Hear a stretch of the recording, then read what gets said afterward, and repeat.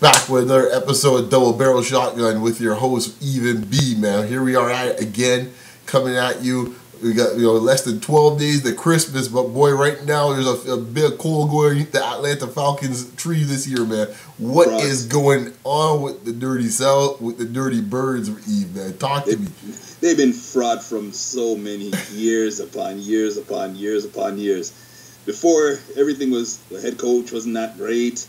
That's the issue. The defense, not the issue. The defense was always the issue. So what do? They come up and they fire the coach from last year, bring in the new coach, start off hot like anything, but just like the typical Atlanta weather, it just went downhill, baby. And right there, they signed a quarterback who a lot of people didn't really feel in college because he wasn't. Remember, I think he went to Boston College, right? I think so. Yeah, wasn't that great in Boston College, and that's what I always noticed about Boston College quarterbacks. Not that great, but threw a lot of picks. Well, here's my thing, man. This is he's not that, and they signed him to a new contract extension too. This is. I mean, there's a few fellas this year that are hurt. They got the media probably wallowing in their drinks because the media, certain kind of sacred cows. The media love to talk about as being elite dudes. That right now they love to don the crown on them before they really are elite dudes. Come on, that's exactly it. And Matt Ryan was a classic one like that. I mean, we already discussed luck so far this year. As like, guys, man, don't tell me what you think they're gonna be or what you think they look like because they might look good throwing a ball. Tell me what they do, okay? And Matt Ryan, in this case, has been, for the most part, last few years, a very mediocre quarterback. Very mediocre. He's had some good years, I won't lie. He's had some really great years. Statistically, yes. But he don't win big games, though. He don't win big games. He's not a big game quarterback, man. Yeah, that's it, man. And at some point, this dude's really been off the hook for being a guy that doesn't really win big games. Yep. Like, he gets, and if you say, well, he plays in Atlanta, that's why. Well, Atlanta's not no little podunk town. It's Atlanta. And he gets away with a lot of stuff, dude, because, might be a nice guy, got a cool little nickname, and stuff like that. He doesn't really make any waves. Matty Ice. And so it's like, I think people, and he's, the other thing, too, he's post-Vic, too. That's another thing he plays in, too. That's it. Right? Yeah, anything but Vic. Right, exactly. So he, in this case here, it's kind of like Derrick Rose and LeBron in this case when he won the MVP, right? He's absolved of everything because he's post-Vic. And I think, at some point, it's like, dude, you've been. Well, Rashad was there. Rashad was there before him, though. Yeah, but that was like a speed bump. Like really, I'm talking about the next franchise quarterback. When you look at Atlanta, man, and look at what he's done. I mean, obviously, we talked over off camera, off show a couple of weeks ago when Babani was mentioning him not knowing the offense, and you're like 8 years deep, dude. Come on. In fairness, he got Shanahan's offense. I think Shanahan's offense is. Well, Shanahan's a whole. Yeah, Shanahan's a whole other story because there's two parts to that story. But let's face it, you name me, I can name at least about half a dozen quarterbacks in this case here. If they said that, they'd be crucified. Yeah, they'd be out of the league. Right. All right. I go down the list and say, if that dude said that, he's done. That dude said that, he's done. Right. No, but you know what? What I read, though, because I heard that comment, but then I read this, and it's very true. First and foremost, this guy was blazing hot for the first 4 weeks. Right, what happened to the offense then? Right. So the thing about it is that offense is basically based upon predictability of what you do. And so the NFL is very rough on quarterbacks because they take away what you do well. Right. They dare you to do the other things. He hasn't made that adjustment. That's obvious. That is so clearly obvious in terms of the throws that he makes. He locks onto only one receiver now, which is Julio Jones. Great receiver, by the way. Yeah. But at some point, he get covered by about four dudes. He got to throw somebody else, man. Like, you got to know how to look off people. I mean, I grant you, Roddy White ain't the same player he used to be. The same player, but you got other wide receivers. The other got wide receivers. Like, you got to make some moves, man. Like, give me a break. I'm sorry, man. That's their four. If that dude was, the playbook, this case here, if he was at least about a third of the quarterbacks in the league and did that, they'd be right out the league. For sure. Okay. For sure. The thing about it is now that it's tough because I think that he's hindering the franchise. Well, they got to trade him. That franchise going nowhere. Either they got to do something because right now it's it's a bad move right now. I mean, when you get lit up by what was it, 41-0? How much you get beat by? I lost track. They lost 38-0. Oh, another touchdown just happened. Sorry. Yeah. Oh, jeez. Please say the Giants scored.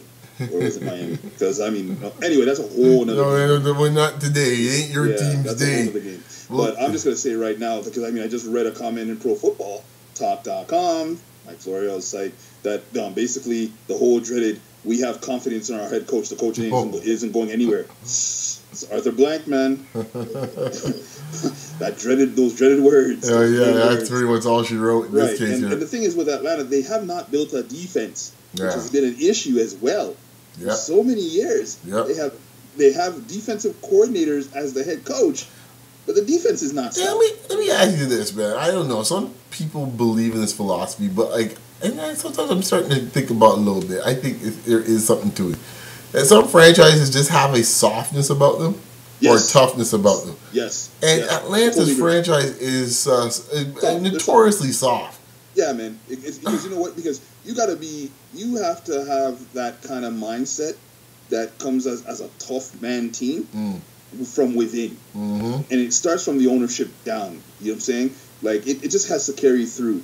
Yeah. Certain franchises, as you just said, when you have a loser mindset or a soft mindset, it permeates through your franchise. Yep. Because then it starts to affect the operations of your football club. Yep. To the point that coaches who probably, some coaches probably have a certain particular style, but because the owner doesn't want certain type of players, they don't want, there's a lot of change movements all the time. Mm-hmm. There's always a philosophy move. They're trying to reinvent the wheel of how a successful franchise is run.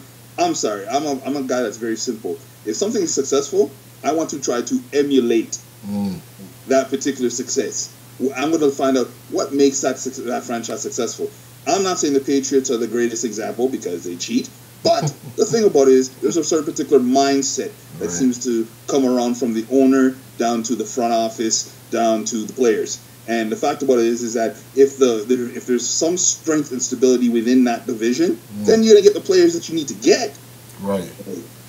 I think I guess next steps for Atlanta, if you look at where do they go from here? I mean, I think you hinted at it. I think you really have to think of maybe trading Matt Ryan in the offseason, get some draft picks, and really start stripping this thing down, man. Well, they made the mistake listen, I like Julio Jones, right? That's another problem. That was a bad trade too, for all the picks that they gave up for Julio Jones. I mean, probably in hindsight, everybody say, well, look at the player he's become, but they took away the depthness of what they needed to do. Those picks could have gotten them a defense. Right. They probably could have gotten Sammy Watkins, or they probably could have gotten another wide receiver. Not saying that, again, I'm not saying Julio Jones ain't that great, but I mean, I think he just signed a contract extension, right? I think so. He's not going anywhere. No. But let's just say hypothetically, if his contract was up for renewal, would you have re-signed him? Or he could have easily bounced and gone somewhere else? Because he would still be paid. Right. But, hindsight being 20/20, but you got a quarterback that's holding your franchise back now. And that's, again, proving the value of the quarterback position. When the quarterbacks are not good, or they're not doing what they do, it holds a franchise hostage.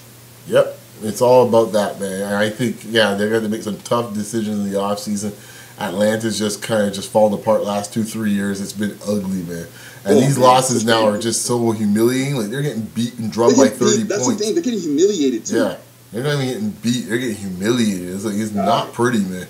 I mean, the team has no sort of, testicular fortitude, as your boy Mick Foley would say, man. Like, really, guy. True, man. I mean, you let one of your rivals roll up on you, guy. Cam's in the phone booth every second, that. Come on, man. That's embarrassing. The defense. I thought the Quinn guy was a bit higher too. For I laughed about. I heard something. Was it ESPN? I heard or NFL Network. I think on Sunday before the game, talking about how, I guess Quinn. Coming from where he come from before, Seattle. Yeah, he came from my team, Seattle. Talking about we had success with Cam and this and that. I'm chuckling myself go ahead, keep thinking that way. That was before the game started, and then when I saw the score come across the ticker, I started laughing. I was chuckling so hard when I saw that. It's like, dude, Yo, man, there's a big difference between the Legion and Boom and what you have. Okay, there's a big difference. Man. You got no play. You got no players on your defense. Oh my like that. gosh. They try to be on the cheap too. These coaches, man, get caught up in their own hype, man. It's like, dude, you need players, guys. Your system. Much as you guys, get your Trip Kelly on, you need players. Enough of the system crap. No, man, you need players. How about that? Yeah, man. How about, man? So on that note, man, we're wrapping up, man. Where can the good folks find you, man? They can find me at Y Charlem. Okay, as always, you can find me at Beyond Locker Room, short for RM, man. Folks, man, keep tweeting us, keep posting, keep Facebooking, keep making comments, keep liking us, keep doing whatever you're doing, man. We love the support. Keep it coming. We'll talk to you all next week, man. Bang, bang.